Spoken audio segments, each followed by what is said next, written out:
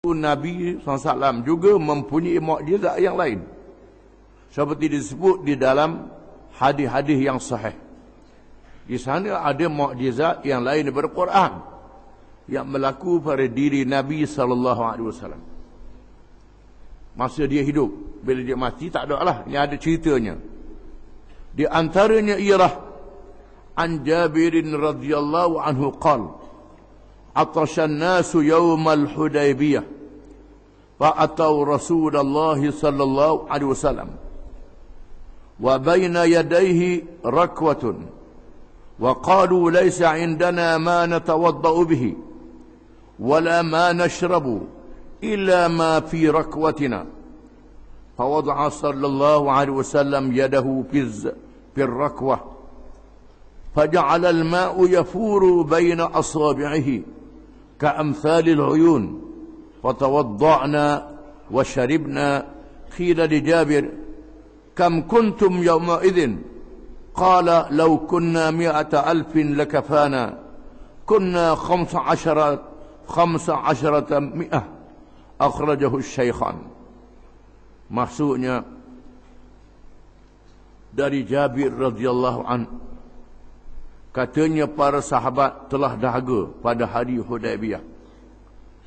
Lalu mereka datang bertemu Rasulullah sallallahu alaihi wasallam. Di hadapannya ada pekah air. Lalu mereka berkata, kami tidak mempunyai air untuk berwuduk dan minum, melainkan apa yang ada di dalam bekas Rasulullah sallallahu alaihi wasallam. Rasulullah SAW pun meletakkan tangannya ke dalam pekah itu. Tiba-tiba terpancar air dari celah-celah jarinya. Maka kami pun berwuduk dan minum. Lalu ditanyakan Jabir, berapakah jumlah kamu pada hari itu? Jabir menjawab, kalau ada 100,000 pun cukup. Jumlah kami 1,500 orang. Ini peristiwa yang berlaku pada hari Hudaybiyah. Hudaybiyah ialah peristiwa yang menimbulkan perjanjian damai di antara Nabi SAW dengan pemimpin-pemimpin musyrikin Mekah. Pada tahun Nabi SAW dengan sahabat-sahabatnya nak mengerjakan umrah kerana terlalu rindu kepada Mekah yang sudah lama ditinggalkan, dan bermimpi pula masuk Mekah. Mimpi masuk Mekah, mimpi seorang Nabi adalah benar, akan berlaku. Maka Nabi pun suruh sahabat-sahabat dia bersedia untuk mengerjakan umrah, dan tak dibenar membawa panah, bawa lembing, bawa senjata pendek saja, menandakan mereka tidak berperang. Menjadi adat sejak zaman jahiliyah, tak boleh dihalang orang nak masuk Mekah. Apabila Nabi SAW yang jumlahnya 1,500 nak masuk Mekah, tiba-tiba dihalang oleh bala tentera musyrikin, tak dibenar masuk. Tetapi Nabi tidak menyerang kerana niatnya bukan nak berperang. Akhirnya Nabi menghantar menantunya Sayyidina Uthman bin Affan radhiyallahu anhu berunding minta kebenaran nak masuk. Tiba-tiba Sayyidina Uthman tak balik, menandakan Sayyidina Uthman sudah ditahan. Lalu Nabi minta bai'ah. Minta bai'ah ni minta janji setia dengan sahabat-sahabatnya untuk berperang. Walaupun dengan senjata yang pendek, tak balik mereka akan masuk Mekah. Berbai'ah untuk mati. Bai'ah yang disebutkan oleh Allah dalam Quran, yadullahi fawqa aydihim, tangan Allah di atas tangan-tangan mereka yang berbai'ah, menandakan satu bai'ah dan janji setia yang teguh. Nabi bersandar di bawah pokok kayu di Hudaybiyah. Hudaybiyah ni ialah jalan ke Judah. dan boleh juga buat umrah daripada situ. Lalu sahabat seorang demi seorang berbaiat dengan Nabi. Bila tengok keadaan yang tegang ini, maka pemimpin Mekah menghantar utusannya dipimpin oleh Suhail bin Amr. Suhail bin Amr yang masih lagi kafir di masa itu. Suhail bin Amr ni seorang perunding. Perunding yang bijak. Sama dengan Amr bin As yang pernah dihantar ke Habasyah. Amr bin As berhijrah ke Madinah masuk Islam. Suhail bin Amr balik ke Mekah tak masuk Islam. Kerah dengan kafir dia juga lagi. Maka bersetujulah dibuat satu perjanjian. Dikenali dengan perjanjian Hudaybiyah. Ditulis perjanjian. Sayyidina Ali suruh menantu Sayyidina Ali karramallahu wajhah tulis surat perjanjian. Nabi kata tulis inilah perjanjian yang dimeteraikan di antara Muhammad Rasulullah dengan Suhail bin Amr. Nabi dah tulis Bismillahirrahmanirrahim. Tulis Bismillahirrahmanirrahim. Suhail bin Amr kata kami tak mau guna Bismillahirrahmanirrahim. Kami tak pernah dengar Bismillahirrahmanirrahim. Kerahnya dia. Tak mau Bismillahirrahmanirrahim. Tulis Bismikallahumma. Tulis nama Allah saja. Bismikallahumma. Nabi kata tulis Bismikallahumma. Lalu Sayyidina Ali pun tulis Bismikallahumma. Menunjukkan bahawa kita tak boleh larang orang kafir nak kata Allah, katalah mu. Dia kata tak betul, itu hal dia. Ada pula tak boleh orang kafir tak boleh sebut nama Allah. Sebut nama Allah lepas dia. Itu tak erti dah lalu tu. Dan ada orang tak erti hari ni, banyak orang tak erti susahnya. Ini perjanjian Hudaybiyah. Tulis. Nabi kata tulis Bismikallahumma. Dia nak sangat. Tulis Bismikallahumma. Inilah perjanjian di antara Muhammad Rasulullah dengan Suhail bin Amr. Suhail kata aku tak setuju tulis Muhammad Rasulullah. Kalau tulis Rasulullah aku masuk Islam, aku tak masuk Islam lagi. Kami tak terima Rasulullah. Tulis bin ayahmu Muhammad bin Abdullah. Nabi kata tulis. Sayyidina Ali tulis dah Muhammad Rasulullah. Dekat mana? Sayyidina Ali tanya, Nabi tanya Sayyidina Ali. Sayyidina Ali pun tunjuk. Di sini Rasulullah, perkataan Rasulullah. Buang perkataan tu. Sayyidina Ali tak mahu buang. Lalu Nabi tunjuk kat mana? Sayyidina Ali tunjuk, Nabi buang dengan tangan dia. Tulis Muhammad bin Abdullah. Tulis hak dia nak. Muhammad bin Abdullah. Dengan Suhail bin Amr. Maka dibuatlah perjanjian. Antaranya, mana-mana orang Mekah yang pergi ke Madinah, dihantar balik. Mana-mana orang Madinah yang lari ke Mekah, tak dihantar balik. Berat sebelah perjanjian ni. Nabi kata tulis, mana-mana orang Mekah yang berhijrah ke Madinah tak boleh berhijrah. Mana-mana orang Madinah yang pergi ke Mekah, tak boleh hantar balik. Terus di Mekah. Ada pun orang Islam hak Mekah pergi ke Madinah kena hantar balik. Nabi kata tulis. Tulis. Sayyidina Umar, Sayyidina Abu Bakar, sahabat panah hati ni, berat sebelah perjanjian ni. Tulis lagi. Muhammad dan pengikut-pengikutnya tak boleh buat umrah tahun ni. Kena buat umrah tahun depan. Nabi kata tulis. Tak boleh buat umrah tahun ni, kena umrah tahun depan. Mana ada pakai ihram dah ni? Tulis, tak apa dah buat umrah tahun ni.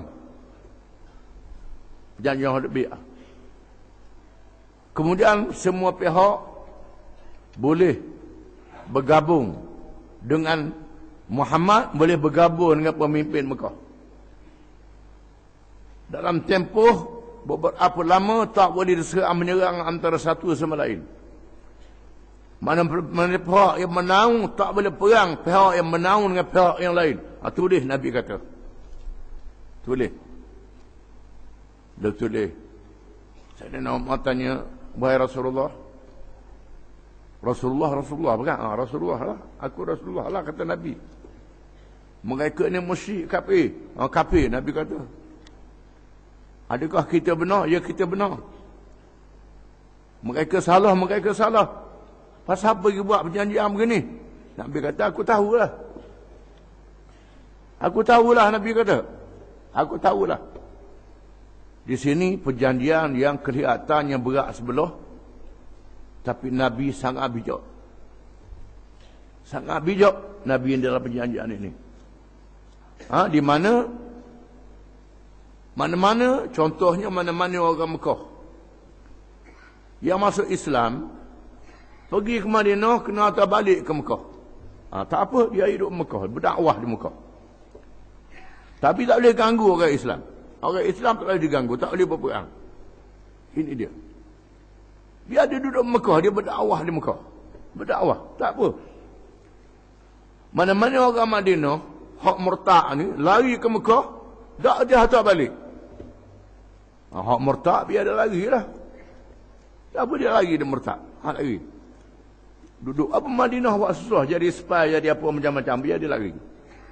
Ni, bijaknya Nabi.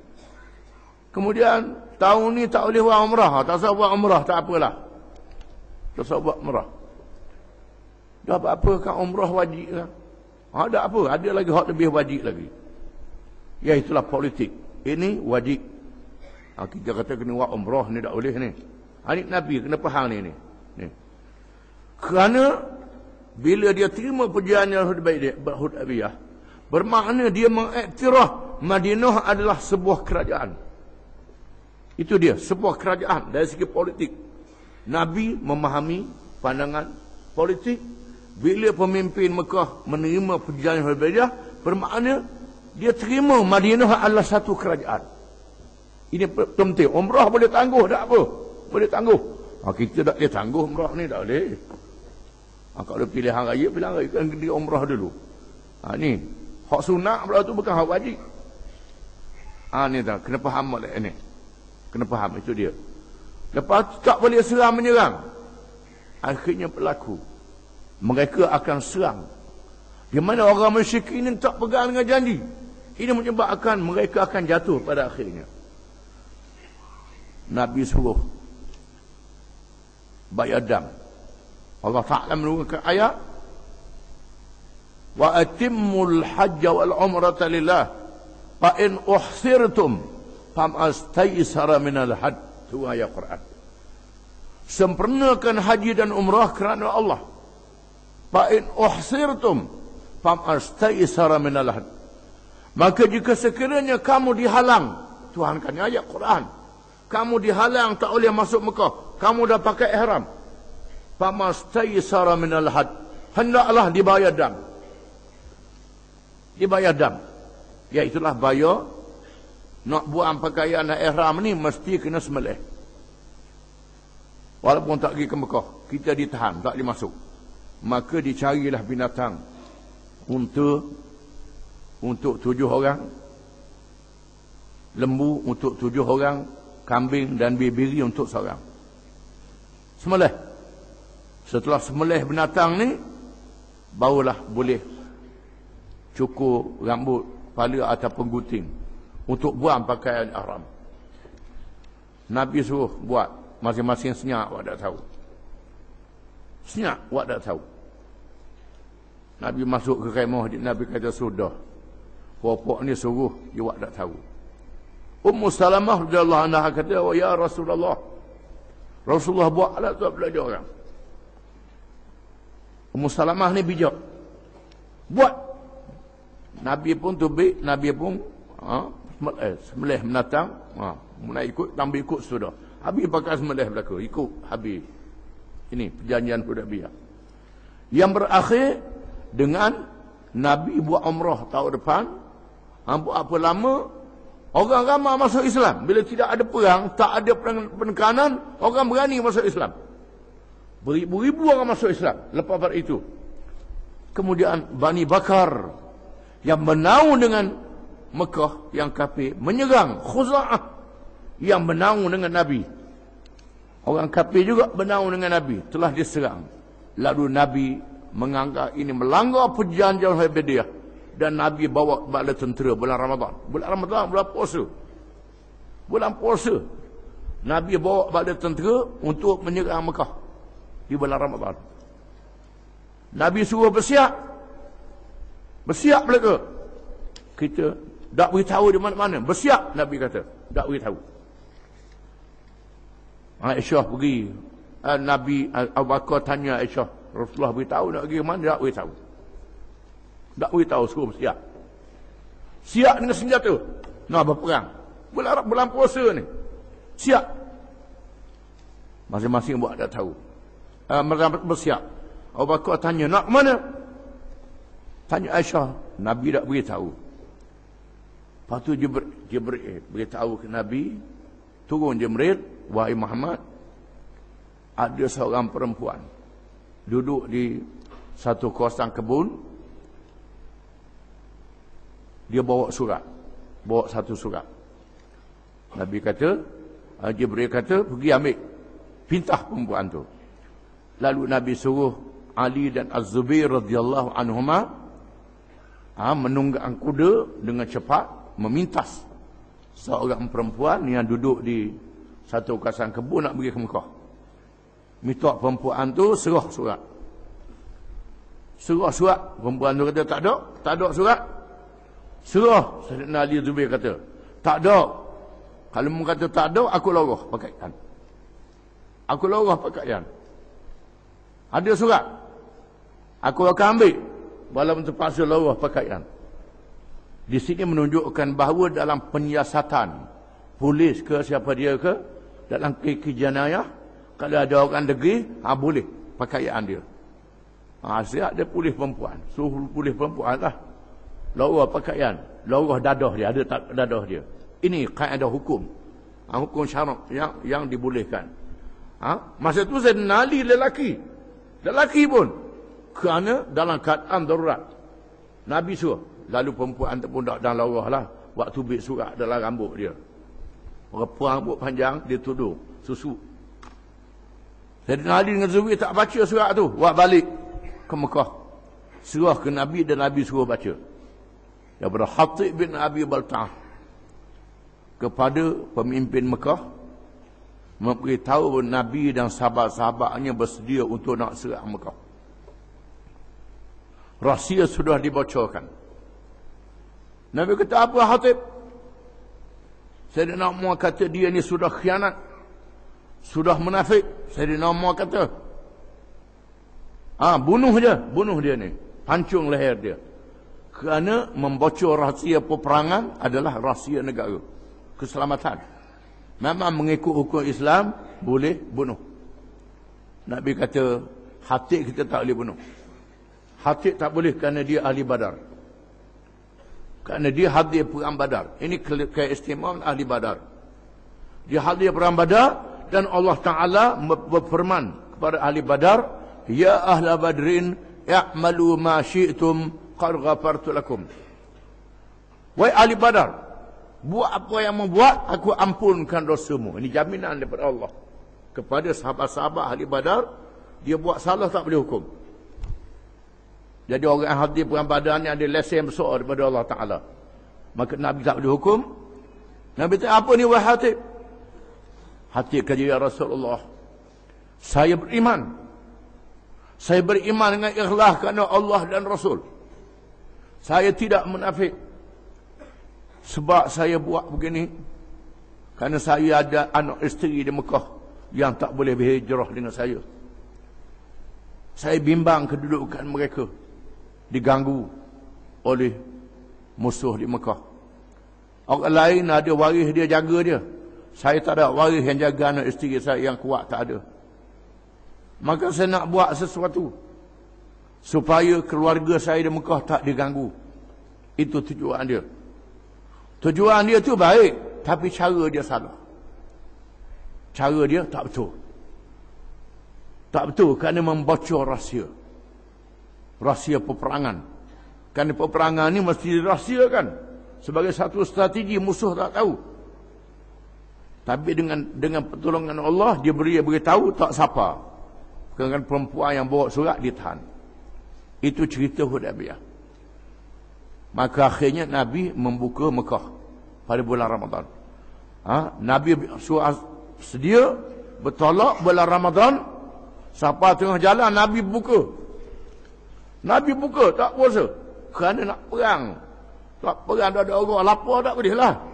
Nabi berbuka puasa. Sahabat pun ikut buka puasa sama. Sahabat pun buka puasa ikut Nabi. Dah Nabi makanlah bulan Ramadan. Kerana nak berperang. Maka makan nak berperang. Itu cerita Hudaybiyah.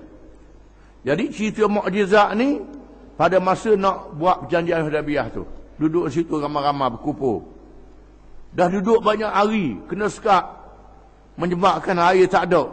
Air ada dalam bekas tu hak Nabi je. Sahabat Rasulullah, air tak ada. Macam mana ni? Kami nak minum pun tak ada. Nak ambil air sembayang. Air sembayang tak apalah. Boleh tayamum. Nak minum ni. Nabi pun celup dalam bekas. Tiba-tiba tubik air mancuk dari jari Nabi. Nabi kata, ambil. Aku. Nabi kata. Lalu mereka pun aku air ambil. Ubuh dalam bekas masing-masing. Berwudu, minum. Orang tanya, Jabir, jumlah kamu berapa masa tu?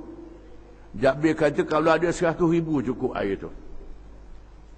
Kami masa tu ada 1,500. Dalam bekas yang kecil, keluar air. Air daripada mana tu? Ini daripada Allah Ta'ala. Mukjizat yang diberi kepada Nabi SAW. Macam hak Nabi Musa, dia katok tokak di batu. Terpancuk mata air 12 cabang dia.